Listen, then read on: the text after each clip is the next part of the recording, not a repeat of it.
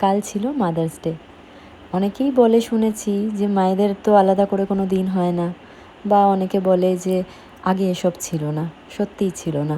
আমরা যখন ছোট ছিলাম জানতামই না, কোনো দিনই দেখিনি এসব।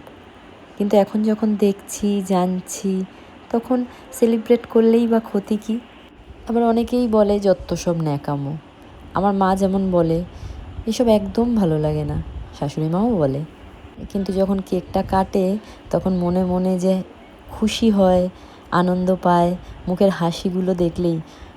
এইসব মানুষগুলো না ক্যামেরার জন্য হাসতে হয় বা ক্যামেরা দেখলে এইসব করতে হয়, এগুলো কিচ্ছুই বোঝে না। ওদের দেখলেই বুঝতে পারবে। কিন্তু এইসব ছোটো ছোটো দিনগুলো যখন সেলিব্রেট করা হয় তখন সত্যিই মনে মনে খুব খুশি হয়। আমি সেটা ফিল করি। আমরা যারা এখনকার মা, আমাদের জন্মদিন আছে, অ্যানিভার্সারি সেলিব্রেশন হয়, কিন্তু এই যে আমাদের মায়েরা, তাদের সময় ওই সবও ছিল না, এই সবও ছিল না। তাই তারা এসবে খুব একটা অভ্যস্ত নয়। যারা ফেসবুকে এইসব রাশি রাশি লেখা পোস্ট করে না বা সেলিব্রেট করে না, তারা যে মায়েদের ভালোবাসে না সে কথা আমি একদম বলছি না। কিন্তু যারা করে তাদেরটাও খানিকটা ভালোবাসাই বটে। বছরের আর ৩৬৪টা দিন ঝগড়া ঝামেলা হলেও এই একটা দিন মাকে একটু স্পেশাল ফিল করানো। এই পৃথিবীর প্রত্যেকেই মাকে ভালোবাসে, প্রত্যেকে প্রত্যেকের মতো করে। এটাই স্বাভাবিক।